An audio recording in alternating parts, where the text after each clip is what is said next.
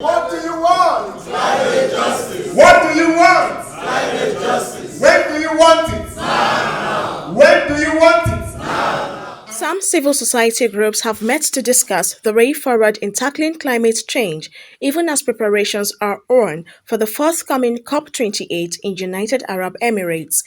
The deliberation took place in Abuja at a national consultative workshop on the 2023 Climate Action Advocacy Strategy.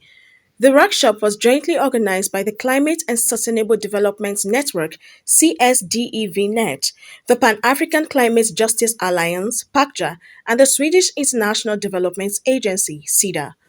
Chairman, Board of Trustee Development Network expressed optimism in the collaborations to combat climate change. He commended Justice Alliance for their leadership role on the African continent. So the essence of this workshop is to acquaint network members, subgroups of the strategy, strategy for advocacy, strengthening each of these platforms within the network so that they can perform much better. We had a meeting in Addis Ababa in February, and the essence of that meeting was, which was put through by the Pan-African Climate Justice Alliance, which is our umbrella body. The essence of that meeting was to develop and strengthen all our networks all over the world so that they can get confidence with national governments.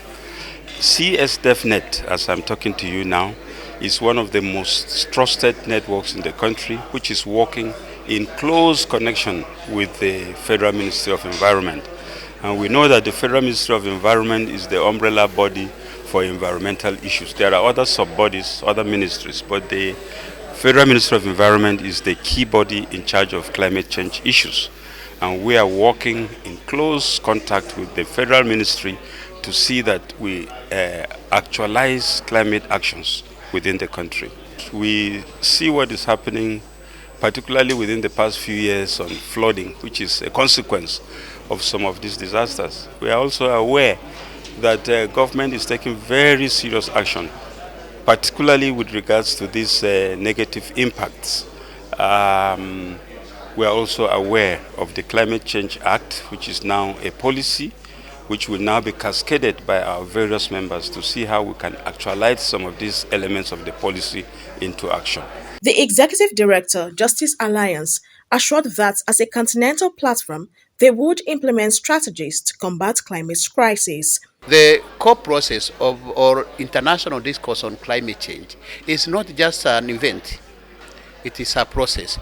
Process starting conversations with people at very local level. You have seen the representatives here representing various states and the sectors from Nigeria's development paradigm. And that's why we are consulting with them to really identify the needs of Nigeria so that we can align our strategy with really the context with which we find ourselves in the Nigerian country.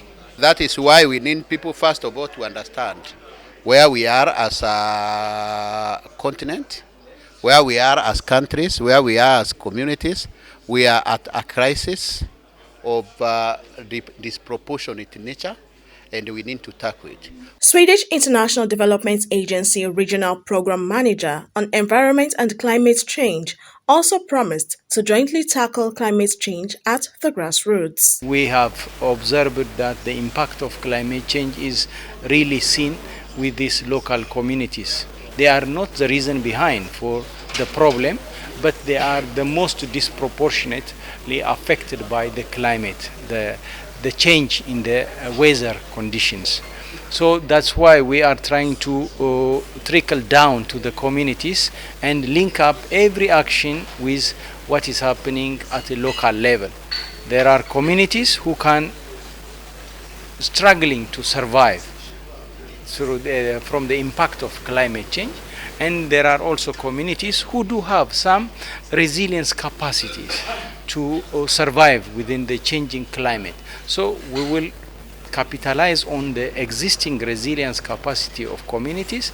At the same time, we will build up the capacities through implementing projects on the ground.